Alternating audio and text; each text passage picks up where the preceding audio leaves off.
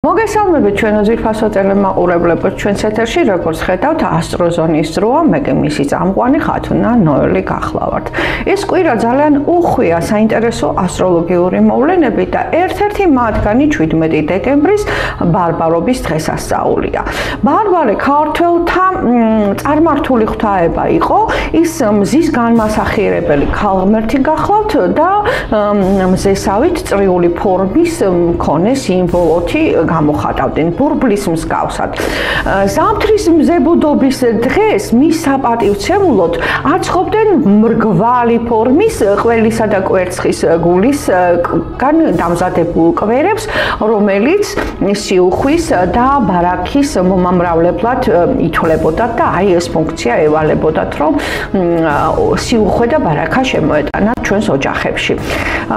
კვლევებით დადასტურებულია, ჩემოკარგებულ, რომ ქართველების უძველესი კალენდარული დასაწყისი ზამთრის მზბუდობისა და მზის, ანუ ბარბალეს კულტთან უნდა ყოფილიყო დაკავშირებული. ახალი წელი ფაქტიურად მზის ზენიტში გადასვლას და მისი უძლეველობის აღნიშვნის დღეს დგებოდა.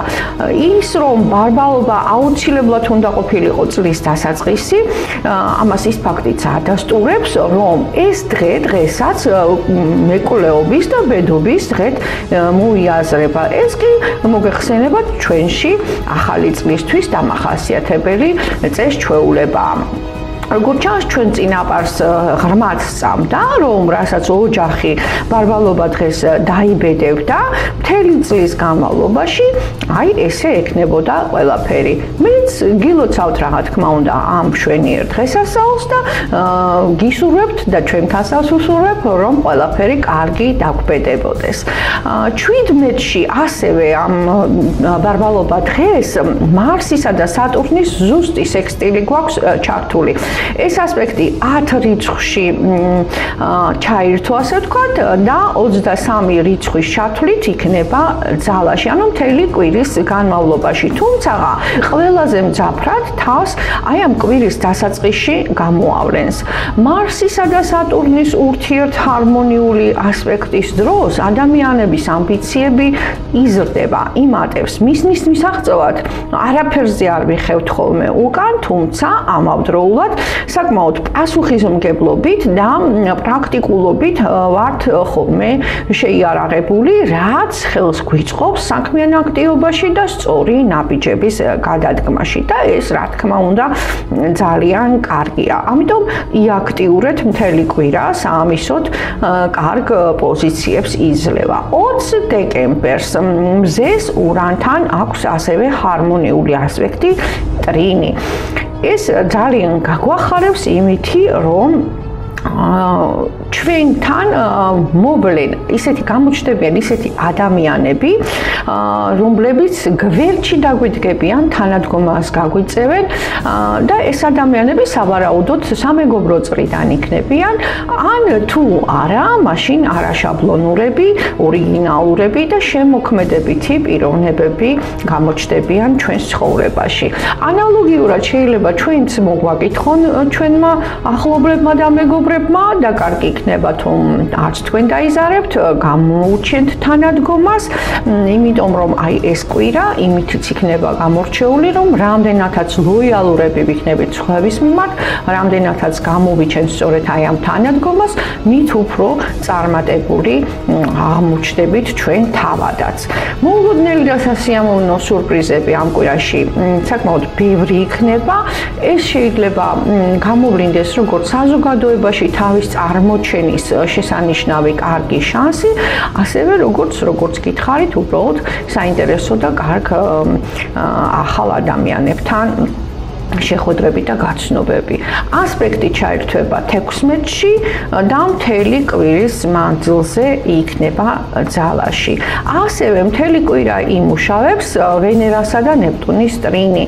ესეც ჰარმონიული ასპექტია. 21-ში შევა თავის აღმავლობის პიკში და აი მისი დახმარებით ჩვენ შეგვიძლია დრო დავუთმოთ რომანტიულ გასეირნებებს ბუნებაში, დავესწროთ გამოფენებს, ან თუ არა და ჩვენ თვითონაც ვცადოთ ხელში ფუნჯის აღება, ბოლოს და ბოლოს ფოტო სურათების გადაღება, ძალიან საინტერესო და ლამაზი პეიზაჟებია ხოლმე თბილისის გარშემო და ისეთ სხვაგანაც მთელს ჩვენ საქართველოში და ეს ფერები მშვენიერი ლამაზი შემოდგომის მიწურულის და ზამთრის დასაწყისის ფერები აღბეჭდოთ სამახსოვროდ. თუ შორს წასვლა გეზარებათ და ალბათ გეზარებათ, იმიტომ რომ ეს ასპექტი ცოტა მოდუნებასაც და რელაქსი იწვევს, შეგეძლიათ ჩინ მოაწყოთ ნათესაური შეხვედრები, ძალიან კარგი პერიოდია ამისათვის, ასევე მშვენიერი პერიოდია ნიშნობისათვის, სასიყვარულო აღსარებებისათვის, ფარული შეხვედრებისთვისაც, ვისაც ესეთი ინტერესები აქვს, ასევე და კიდევ ამავე დღეს, ან 21-ში გახლავთ მერკურისა და იუპიტერის ზუსტი შეერთება, რაც ჩვენს გონებას უფრო ბევრად გახსნილს და სიტუაციის სწორად შეფასების უნარს მოგვიმატებს ასევე და კიდევ ერთხელ ხაზს გაუსვავს იმის აუცილებლობას, მოგეხსენებათ იუპიტერი მშვილდოსანშია, უცხოეთთან კონტაქტების საჭიროებას, სწავლის გაგრძელების აუცილებლობას, შემეცნების გაფართოებას და ამ მიმართულებით ჩვენს აქტიურობას. ასევე 21-ში მზე გადავა თხის რქის ზოდიაქოში, რასაც რა თქმა უნდა ვლოცავთ ყველა თხის რქას. მომდევნო 1 თვის მანძილზე ჩვენს ყველანი ცოტათი თხის რქებს დავემსგავსებით, ანუ ვიქნებით უფრო მეტად მიზანდასახულები და წინსვლაზე ორიენტირებულები, რა თქმა უნდა, ესეც ძალიან კარგია. კვირის ბოლოს კი შაბათს 22 დეკემბერს სავსე მთვარეობა გვექნება კირჩხიბის პირველივე გრადუსზე, როგორც იცით ალბათ, როგორც გახსოვთ, სავსე მთვარეობის ზეგავლენა ჯერ კიდევ წინა დღეს იწყება ხოლმე და მომდევნო დღესაც გრძელდება, ანუ 21-ში დაიწყება და 23-მდე გასტანს. ამიტომ აი ამ სავსე მთვარეობის ენერგიებთან შესაგვებლად ასაკოვან ადამიანებს, წნევიან ადამიანებს ჯობია, რა თქმა უნდა, რომ წინასწარ რაღაც თადარიგი დაიჭირონ, მოემზადონ და ყურადღება მიაქციონ საკუთარ ჯანმრთელობას. რაც შეეხება უშუალოდ თვითონ ამ სავსე მთვარეობის ზეგავლენას, ეს გახლავთ როგორც ვთქვით კირჩხიბში და კირჩხიბს მოგეხსენებათ მართავს მთვარე. ამიტომ, როდესაც სავსე მთვარეობისას მთვარე საკუთარ ნიშანს გადის, მისი ძალა ათკეცდება. კირჩხიბისეული მთვარე წარსულისაკენ გვახედებს ხოლმე და რა თქმა უნდა, ეს წლის ბოლოს სულაც არ არის გასაკვირი, რომ წარსულზე განვლილ პერიოდზე თვალის გადავლება და შეფასება მოგვინდეს. აგრეთვე ეს ის პერიოდია, როდესაც ახლობელი ადამიანების გახსენება არის ხოლმე უპრიანი, მათ შორის გარდაცვლილებისაც, ცოცხლებისაც, წინაპრების მოგონება არ არის ამ დროს ურიგო. კარგი იქნება თუ გავაანალიზებთ, დავფიქრდებით ჩვენს ქმედებებზე და მათი თვალით შევაფასებთ, რას გვეტყობდნენ დაუშვათ ისინი ჩვენ გვერდით რომ ყოფილიყვნენ, რას გვირჩევდნენ და თუ ყავს უფროსი ხნოვანი ასაკის წარმომადგენლები ოჯახში, მათაც შეგიძლიათ რომ დაეკითხოთ მათი აზრი თქვენს ცხოვრებაში ახლა მნიშვნელოვანი ნაბიჯების გადადგმას თუ აპირებთ, ძალზე სასარგებლო შეიძლება რომ აღმოჩნდეს. კირჩხიბი ასევე პასუხისმგებელია ჩვენს ჭერზე, ჩვენს ოჯახზე, გვარზე. ამიტომ აი სწორედ აი უფროსი წევრებისათვის აზრის მოკითხვა ძალიან კარგია და სწორია.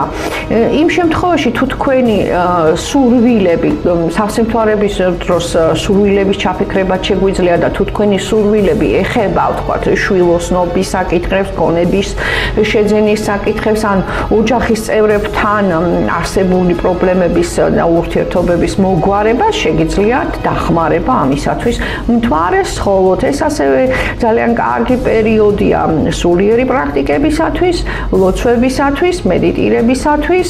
კირჩხიბის სავსე მთვარეობა შეგიძლიათ გამოიყენოთ ასევე დამცავი ამულეტებისა და თილისმების დასამუხტავად თუ დასამზადებლად. მოკლედ, მთელი ეს კვირა ძალზე სასიამოვნო და პროდუქტიული გახლავთ, ასეთი შანსები, როგორც ალბათ აკვირდებით კოსმოსიდან, არც თუ ისე ხშირად გვაქვს ხოლმე, აი ახლა არის შესაძლებლობა, რომ ეს 7 დღე მაქსიმალურად დავტვირთოთ და გამოვიყენოთ. იმედი მაქვს, რომ ამაში ჩვენი რჩევებიც დაგეხმარებიან. დღეისათვის კი სულ ეს იყო. მადლობთ, რომ გვისმენთ და ჩვენთან ახართ. მომდევნო შეხვედრამდე გემშვიდობებით.